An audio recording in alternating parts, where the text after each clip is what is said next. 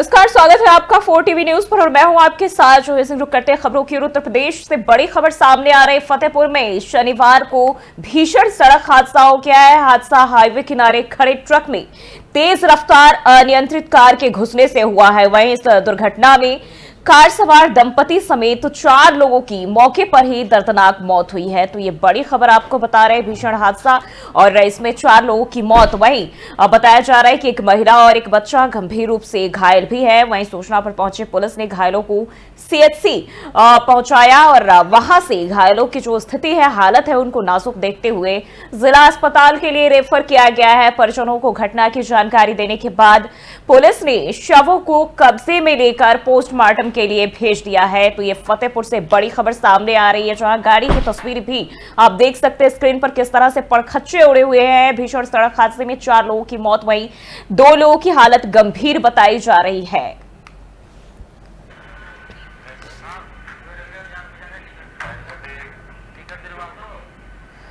बढ़ते आगे, national Herald मामले में विवाद दिन ब दिन बढ़ता ही जा रहा है। कांग्रेस सांसद सोनिया गांधी और राहुल गांधी के खिलाफ एजेंसी द्वारा आरोप पत्र दाखिल किए जाने के बाद ईडी कार्यालय के बाहर विरोध प्रदर्शन कर रहे भारतीय युवा कांग्रेस यानी कि आईवाईसी के कार्यकर्ताओं को पुलिस ने हिरासत में लिया है। और हैदराबाद तेलंगाना से ये खबर सामने आ रही है और इसकी तस्वीरें भी जो है वो सामने आई है। बता दें कि इस मामले को लेकर लगातार देश के अलग अलग जगहों पर प्रदर्शन जारी है और प्रदर्शनकर्ताओं को रोकने के लिए पुलिस प्रशासन की टीम भी पूरी तरह अलर्ट है। और इसी के तहत हैदराबाद में भी जो है कार्यकर्ताओं को हिरासत में लिया गया है।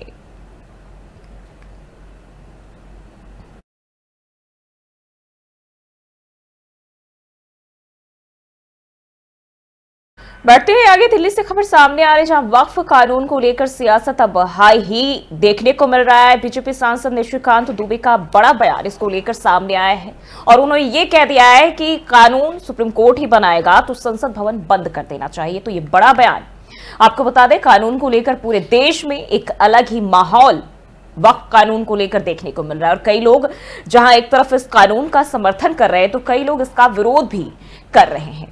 और इसी कड़ी में बीजेपी सांसद निशिकांत दुबे का एक बड़ा बयान सामने आया है। निशिकांत दुबे ने अपनी सोशल मीडिया प्लेटफॉर्म एक्स पर पोस्ट करके लिखा कि कानून अगर सुप्रीम कोर्ट ही बनाएगा तो संसद भवन बंद कर देना चाहिए। अब सांसद निशिकांत दुबे के इस पोस्ट के सामने आते ही सियासत और हाई होती जा रही है। हर कोई उनके इस पोस्ट का अलग अलग मतलब निकाल रहे हैं।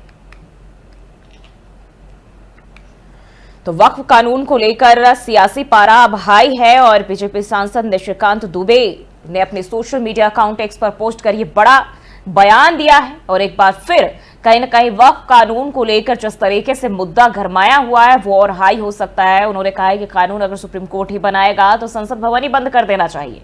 अब इसके बाद तरह तरह की प्रतिक्रियाएं भी लोगों की तरफ से देखने को मिल रहा है। पक्ष विपक्ष लगातार एक दूसरे पर इसको लेकर तीखे जो है बोल रहे हैं और सोशल मीडिया के जरिए ये बड़ा बयान उन्होंने दिया है।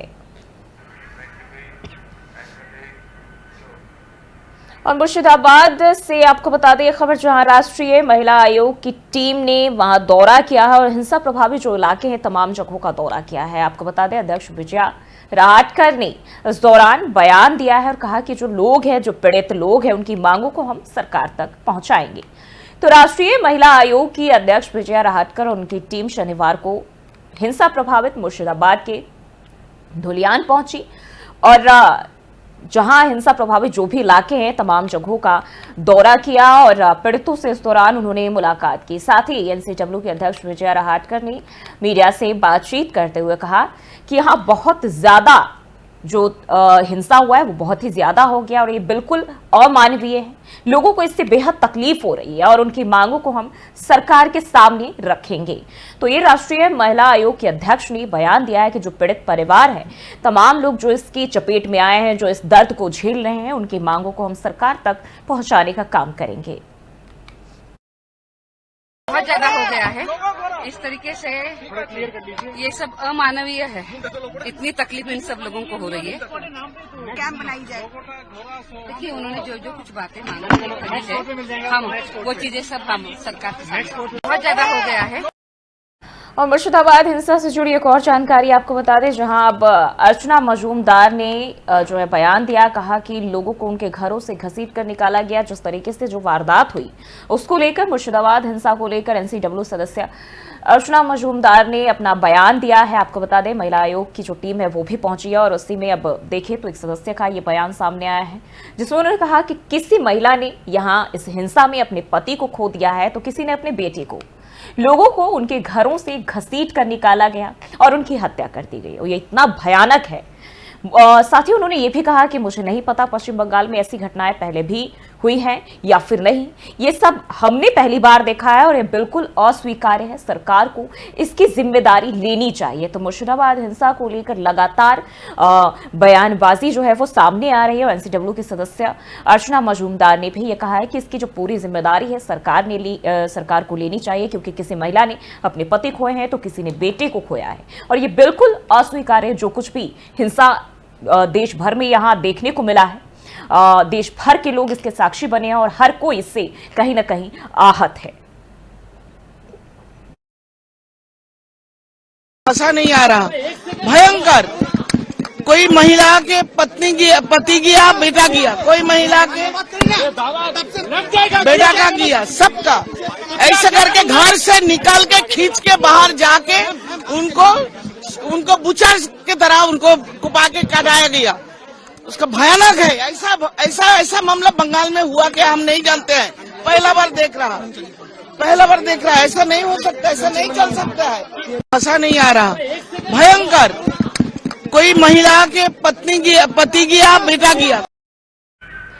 और वहीं विपक्ष के नेता और ओडिशा के पूर्व मुख्यमंत्री नवीन पटनायक लगातार 9वीं बार बीजू जनता दल के अध्यक्ष चुने गए हैं। चूंकि क्षेत्रीय पार्टी से किसी ने अध्यक्ष पद के लिए नामांकन नहीं किया था दाखिल और इसलिए निर्विरोध उन्हें चुना गया है। बीजू ने शनिवार को शंख भवन में औपचारिक रूप से नतीजों की घोषणा की। बीजू नेता प्रदीप मांझी ने कहा कि बीजू जनता दल के अनगिनत कार्यकर्ता और नेता इस पल का बेसब्री से इंतजार कर रहे थे कि नवीन पटनायक फिर से पार्टी के सुप्रीमो चुने जाए और उनके नेतृत्व में हम सभी सजग सिपाही की तरह काम करेंगे और साल 2029 में पार्टी को फिर से सत्ता में लाएंगे।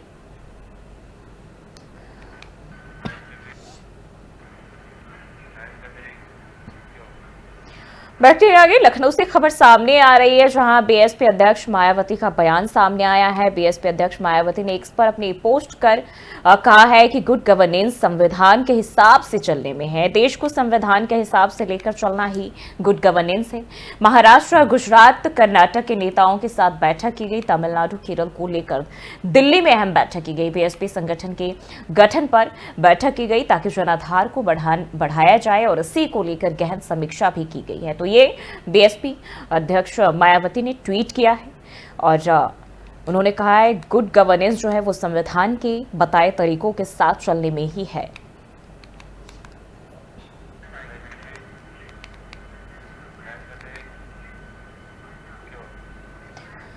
और देहरादून से खबर सामने आ रही, जहां उत्तराखंड बोर्ड ने 10वीं और 12वीं का रिजल्ट किया जारी और हाई स्कूल और इंटर परीक्षा का रिजल्ट घोषित किया गया है। लाखों छात्रों के भविष्य का फैसला हुआ है। हाई स्कूल परीक्षा 2025 में पंजीकृत छात्रों की बात करें तो ये संख्या 1,13,238 है। वहीं हाई स्कूल का कुल परीक्षाफल 90.77% रहा है, यानी कि एक बार फिर से बड़ी तादाद में जो है बच्चों को सफलता मिली है। कई बच्चों के भविष्य का फैसला हुआ है। और अगर हम बात करें पंजीकृत छात्रों की तो 1,13,238 और 90% से कहीं ज्यादा रिजल्ट जो है वो सामने आया है। उत्तराखंड बोर्ड ने 10वीं और 12वीं के रिजल्ट जारी कर दिए। हाई स्कूल और इंटर परीक्षा का रिजल्ट घोषित किया गया, जिसमें लाखों की तादाद में जो छात्र है वो शामिल हुए थे और उनके भविष्य का फैसला किया गया है।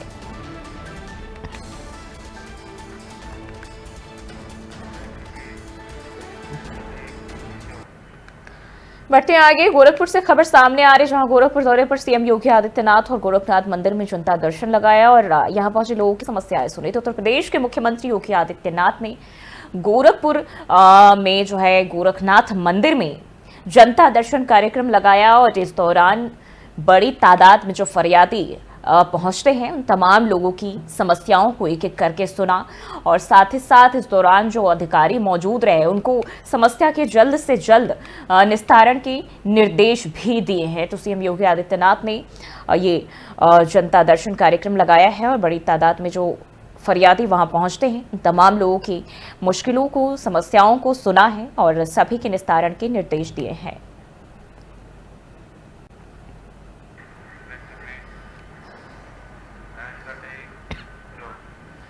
बढ़ते हैं आगे। टिहरी गढ़वाल क्षेत्र देवप्रयाग विधानसभा क्षेत्र की गंगा सम्मान यात्रा के तहत पूर्व मुख्यमंत्री हरीश रावत पहुंचे देवप्रयाग विधानसभा के बागवान और बागवान में कांग्रेस नेता श्यामलाल आर्य के आवास पर पूर्व मुख्यमंत्री का कांग्रेस कार्यकर्ताओं ने भव्य स्वागत किया। वहीं इस दौरान पूर्व मुख्यमंत्री ने श्यामलाल आर्य के घर पर भोजन भी किया। साथ ही साथ इस मौके पर हरीश रावत ने जमकर बीजेपी सरकार पर हमला भी बोला, जिसमें उन्होंने कहा कि भाजपा ने नदी, नाले, खले और पहाड़ बेच दिए हैं। भाजपा का विनाश रूपी विकास पहाड़ों पर भी मंडरा रहा है। जनता भाजपा को पंचायत चुनाव में सबक सिखाएगी। और इस मौके पर कांग्रेस के अनुसूचित वर्ग के नेता श्यामलाल आर्य ने कहा कि पूर्व मुख्यमंत्री ने उन्हें कहा है कि वे आवास पर चाय पीना चाहेंगे और हमारे कांग्रेस कार्यकर्ताओं ने मुख्यमंत्री का जोरदार स्वागत किया।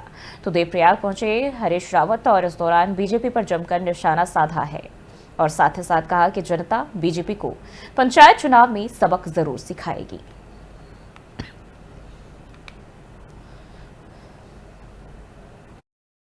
तो गंगा ही है और गंगा की पवित्रता, उनके परिवेश की रक्षा हमारा राष्ट्रीय धर्म भी है और उत्तराखंड का प्रमुख कर्म भी है।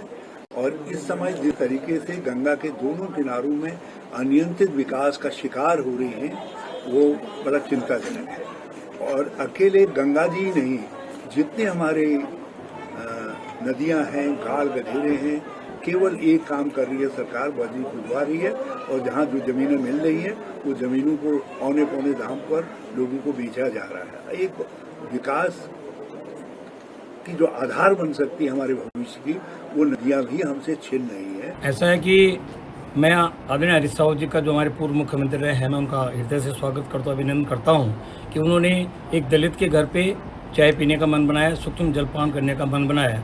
और परसों मेरी उनसे बात हुई थी, उन्होंने कहा कि श्यामलाल जी, मैंने आपके घर पे चाय पी के जाना है। तो मैंने अपने कार्यकर्ताओं को यहाँ पे बुलाया और बहुत गर्म जोश से हमारे कार्यकर्ताओं ने उनका यहाँ पर स्वागत किया, सम्मान किया। और वो हमारे उत्तराखंड के मार्गदर्शक हैं, हमारे प्रेरणा स्रोत हैं। हम उनका सम्मान करते हैं, उनका स्वागत करते हैं। और जिस तरह से वो एक कांग्रेस को एक सजीवनी देने का काम कर रहे हैं, उसके लिए वो बहुत धन्यवाद और बधाई की बात है। इस सारे वर्गों को एक साथ लेकर चल रहे हैं, ये नहीं कि एक पर्टिकुलर वर्ग उनके साथ में। कांग्रेस की नीति रही है कि समाज के हर वर्ग को साथ लेकर आगे बढ़ो, इसी से देश का विकास होना है, देश का भला होना है और एक अच्छा माहौल देश में बनेगा। बहुत अच्छा माहौल है। और जिस तरह हरीश रावत जी अपनी यात्रा आरंभ किए हुए हैं, उससे कांग्रेस सारी एकजुट हो रही है। और आगे आने वाले 2027 के चुनाव में देखेंगे या जिला पंचायतों के चुनाव में देखेंगे, कांग्रेस बढ़ चढ़कर आगे आएगी और सरकार। बढ़ते आगे, खबर महोबा से सामने आ रही, जहां शिक्षा के मंदिर में मासूमों की जिंदगी से खिलवाड़ किया जा रहा है।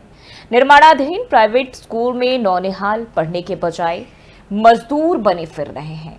शिक्षा ग्रहण करने वाले मासूम से मजदूरी कराई जा रही है। बाल श्रम करते बच्चों का वीडियो सोशल मीडिया पर भी सामने आया है और ये तस्वीरें आप देख सकते हैं। कुल पहाड़ कोतवाली कस्बा में संचालित स्वामी ब्रह्मानंद शिक्षण संस्थान का मामला ये बताया जा रहा है, जहां छोटे छोटे नौनिहाल से मजदूरी कराए जा रहे हैं और इन मासूम की सुध लेने वाला कोई भी नहीं है।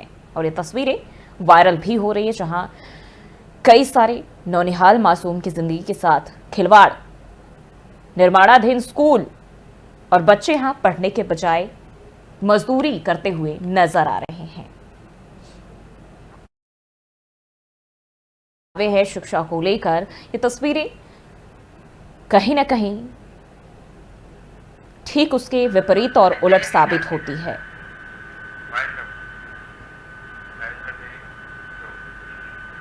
तो फिलहाल के लिए इस बुलेटिन में बस इतना ही। देश और दुनिया की तमाम खबरों के लिए देखते रहिए 4TV न्यूज़।